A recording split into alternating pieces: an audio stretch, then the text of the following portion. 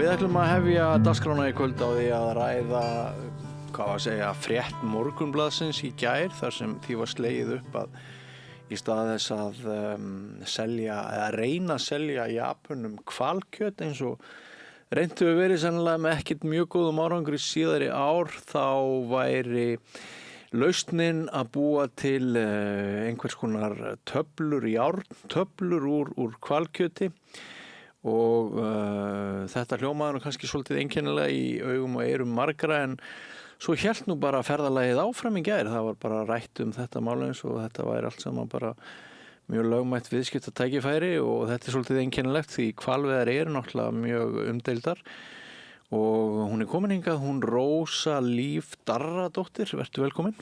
Takk fyrir. Þú ert með svona ýmsa hatta í tengslum við það að það sé gilt að ræða við þig í þessu samhengi. Bæði ertu náttúrulega hvalavinnur og í hvað stjórn þar eða hvað? Já. Og svo ertu formaður samtaka dýravelferð. Já, og læknir að auki. Já, passar. Já. Sko, ég rekli dæmis augun í það í dag að menn eru að toga þessa frétt moggans alveg út og suður í háði en það er líka verið að tala svona þetta sé dálítið ógeðslegt sko að blóðleysi í Afríku hráir þriðjung mannkyns járnskortur og eitthvað svona það er talað þetta eins og þetta sé bara charity, bara góðgerastarfsemi eða eitthvað svoleiðis heiminum þegar þetta er sannlega eitthvað annað. Segðu mér hvað þér finnst þetta? Já, þetta hvalveiðimál hefur náttúrulega bara náð nýjum víddum í fáránleika ef á að réttlæta þessar veiðar með því að þá núna fara að skutla þessar langriðar til þess að tróða þeim í hylki til þess að meðhöndla járnskort. Við erum alveg með tækin og tólin til þess að meðhöndla, greina og fyrirbyggja járnskort og nákvæmlega engin þörf á því að fara að pynta næststærstu dýr jarðar og láta þau líða þessar vítiskvalir sem að þær þola þarna við þessar ömurlegu veiðar. Já, þannig að þú gefur ekkert fyrir þetta. Þetta er bara mjög löng teygja fyrirtækis sem er að reyna að finna sér einhver tilgang fyrir vöru sem að bara er engin markaður fyrir lengur. Já. Og manni dettur í huga að þarna sé tilgangurinn að sko kaupa sér jákvæða ímyndi í tengslu við veiðarnar eða hvað? Já, þetta er alltaf að mála þetta upp eins og Kristján Loftsson eins og það sé einhver ástríða hans að lækna járnskort í þróunaríkjum. Þetta er náttúrulega bara þetta er hlægileg tilraun til þess að réttlæta þetta. Já. Og sko segjum sem svo að hann sé nokkuð ósvífinn. Það er líka í rauninni áhugavert að mörg okkar eru alveg tilbúin að taka þátt í þessum leik. Hvað heldur að skýri það? Já, það er bara mjög alvarlegt. Virkilega alvarlegt þegar að einhvern veginn svona þvæla er bara einhvern veginn meðtekin og fær einhvern veginn bara standa og fer á forsíðu Morgunblaðsins og bara engin setur spurningamerki við það. Frétt og Vísi í gær, engin spurningamerki þar? Já, það vist bara algjörlega vanta alla gagnrýna hugsun í þessa umfjöllun. Já, eða þá það er bara einhverjir hagsmunir sem að fólk hefur að því að spinna þennan frá svona áfram sko. Já, það er eitthvað. Þetta er ekki í lagi. Andri Snær Magnason segir það mætti halda að markmiðið væri að sjá hversu mikla vitleysu megi bera fram, hversu mikið óleysi og talnablinda hrjáir landsmenn. Kannski má hreinlega gefa í á einhverjum sviðum og segja okkur eitthvað geimverur. Já, þetta ég veit ekki hvort þetta sé landlægur vandi. En það er eins og sko svona, hvað maður segja, vísindalæsi, staðrendalæsi, það fær alltaf að víkja fyrir einhverjum tilfinningarökum og einhverju svona þjóðarstolti sem að hann virðist sko, eða þessar veiðar einhvern veginn, þær snerta einhverja mjög viðkvæma þjóðartaug og það fer einhvern veginn alltaf á afturlappurnar þegar þetta er gagnrýnt. Þrátt fyrir að við erum með allar staðreyndirnar á borðinu, þessar veiðar þar uppfylla ekki lögum velferð dýra, það er engin markaður fyrir þessar vöru, slæmt fyrir umhverfið, það er ekki eins og að hvalkjöt sé heilnæm vara, það er bara engin þörf á þessu. Nei. Þetta er algjört tilgangsleysi. Já. Og hvað yrðu sko úrganginn, ef við verum að fara að veiða hval í brjálæðislegu mæli út af einhverjum járnbíl? Sko, úrgangurinn, kostnaðurinn, þetta er galið businessplan. Járn er náttúrulega 4. algengasta frumefni jarðar. Næst algengasti málmur á jörðinni og bara við erum með mjög góðar aðferðir í að búa til fæðubótaefni úr járnsöltum.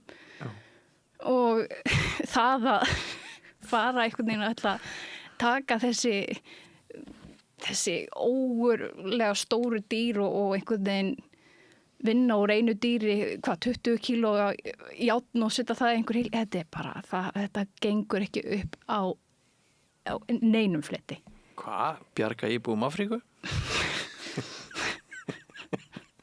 Já, og þú sástu það sko og mesta hneyksli var það að hvalirnir þar fá að synda í friði. Það er enginn að skuttla þá þarna og á meðan börnin í Afríku þjósta í átskorti.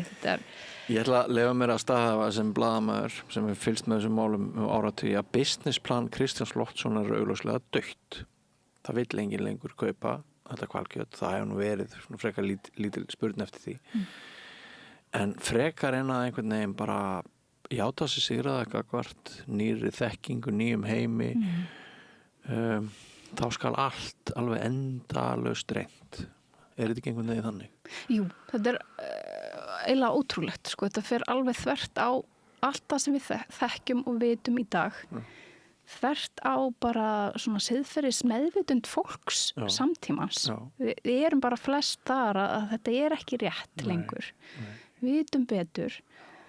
Og það sorglegasta í þessu er einhvern veginn hvað þetta fær að vera, hvað þetta fær að viðgangast lengi.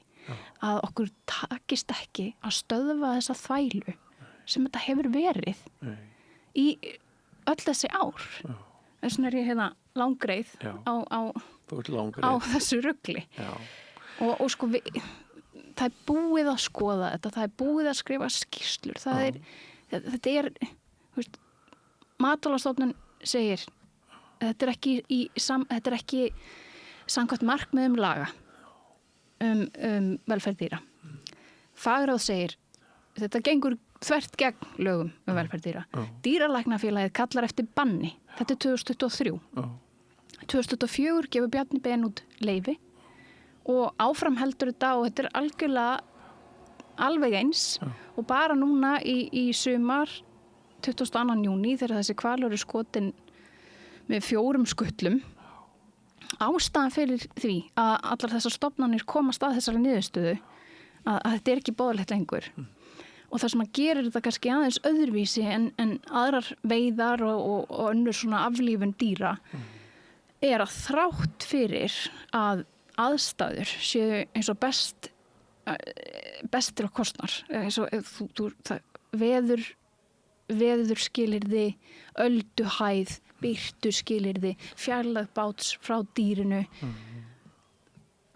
góð sketta og þrátt fyrir að skittan hitti í þetta skilgreinda marksvæði á hvalnum, þá er ekki hægt að tryggja skjótan, öruggan og sársaukalausan dauða. Og þetta sjáum við og þetta gerist þarna 22. júní þar sem að þessi hvalur er skotin með 4 skutlum og 3 af þessum skutlum þeir fara í þetta marksvæði. Allt kemur fyrir ekki. Og þarna voru topp skilyrði. Hvalurinn nálægt bátnum. Þetta er, þannig að það er þess vegna sem þetta uppfyllir ekki lögum velferð dýra.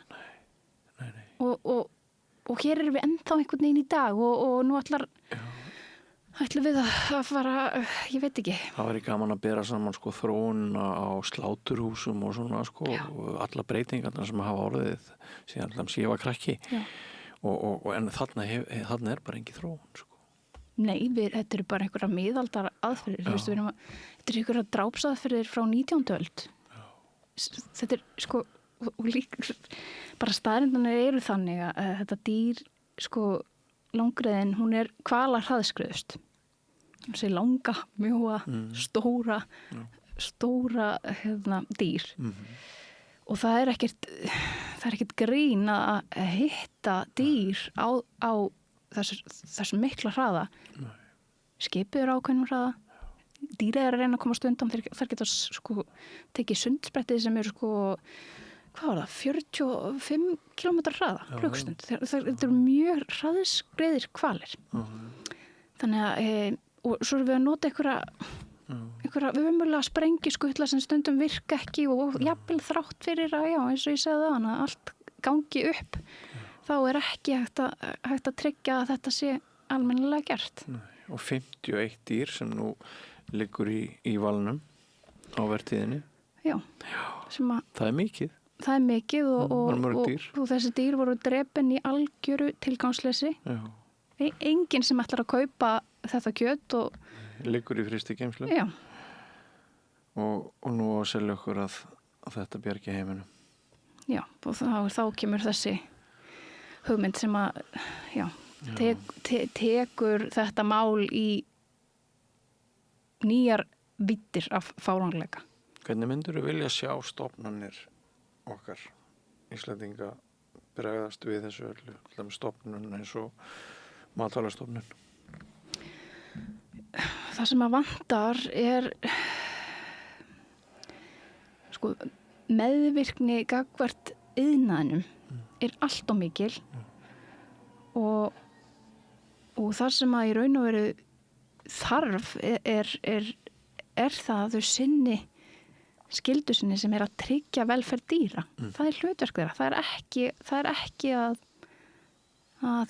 venda hagsmuni fyrirtækja eða finna til með skipverjunum sem að fannst áttu erfitt þegar það gekk illa með þennan hval til dæmis. Við sjáum það í þessari eftirlitsskýrslu að það er nefnt þarna stemmingin borð bar þess merkjum að þetta fékk á menn. Ég meina, auðvitað er þetta leiðilegt og ég er ekki að halda því fram að einhverjum þykir þetta gaman. En ég held að það sé ekki hlutverk matvælastofnunar að taka þetta eitthvað sérstaklega fram. Þegar að þau hafa áður sagt, og mér stu komin í einhverja hringavitleysu að þau segja 23, þetta er ekki samkvæmt markmiðum laga og svo núna einhvern veginn, þetta er samkvæmt lögum að því allir að reyna sitt besta að gera einhvern hlut sem er ekki eins og hægt að gera. Tilfinningarung í stað þess að grípa í taumana. Þetta er bara hringavitleysa og það er oft einhvern þessi tregða og svo náttúrulega ef við förum náttúrulega stjórnsýslan við förum ofar í henni það er atvinnuvegaráðuneytið sem náttúrulega yfir matvælastofnun þau ættu náttúrulega bara að bregðast við það ætti verið löngu búið að bregðast við ég skil ekki af hverju við erum búin að bíða með allar þessar upplýsingar sem liggja fyrir af hverju var til dæmis ekki tekið á þessu máli áður en vertíðin hófst akkur að leifum að fara aftur þegar við vitum hvað er að fara að gerast við vitum alveg að þetta er ekki hægt þannig já, maður er afskaplega hvað er hægt að gera meira þetta er svo dintir auðkýfings einhvern veginn ölluður og ofar bara já, þetta er skammar þetta er það algjörlega. Þakka þér fyrir að koma Rósalíf Daradóttir og við munum halda áfram að fylgjast með því og kannski flytjum við fregnir af stórkostlegum vísinda uppgötunum á fleiri sviðum hjá Kristjáni Loftsinni síðar til. En takk fyrir komuna. Já, mín var ánýjan, takk. Og við ætlum næst að hella okkur af enn meiri krafti en verið hefur í ESB-umræðuna með ýmsum vinklum ekki frá langt. Við lifum á tímum þegar þörfin fyrir opna og gagnrýna umræðu er brýnni en nokkru sinni fyrr. Ég heiti Ólína Kjerúl Þorvarðardóttir og ég styð og vel samstöðina, sjálfstæðan og óháðan fjölmiðil.